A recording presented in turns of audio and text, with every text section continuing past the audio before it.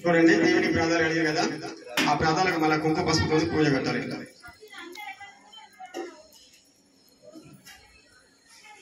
కింద చేయగలుగుకోండి. కాకపోతే ఒక పాత పంట టవల్ ఉండేది ఇచ్చాడు మనకు. పాత టవల్ తలంచుకోండి, ఇద్దరు కలిసి తలంచు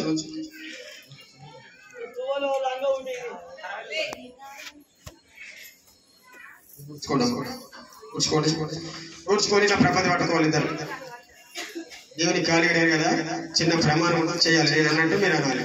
ఓకేనా? ప్రపంచ పట్టుకోండి. శ్రీరస్తు ఇద్దరనండి.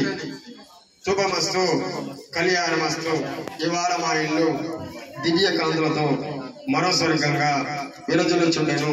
తండ్రి అయిన జమదగ్నికి, తల్లి అయిన రేణుకా ఇల్లమ్మకు నా మనస్ఫూర్తిగా, భగవంతుని సాక్షిగా, పుట్టడి కులం సాక్షిగా, ఒగ్గు పూజారు సాక్షిగా కాళ్ళు కడిగి కన్యాదార వస్తుని. ఓ భగవంతుడా, మా దొడ్డి అందు, మా దూరణ మందు, మా పుత్ర సంతానం అందు, మేము చేసే పని అందు ఎప్పటికీ 1000 ఏళ్ల పంట, 100 ఏళ్ల మోక్షం కలిగి ఉండాలి. మాకు బరకత కలిగిస్తే మళ్ళీ నీకు కాళ్ళు కడిగి కన్యాదార వస్తము మంత్రం చదివిన అయ్యగారికి 5 తులాల బంగారం పెడతాం. సమ్మక్క బంగారం పెడతాం. తెలంగాణ సమ్మక్క బంగారానికి పెడతామా?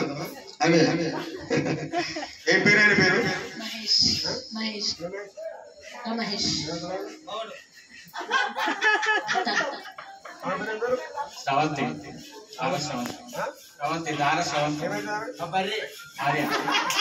కొడతారు హైదరాబాద్.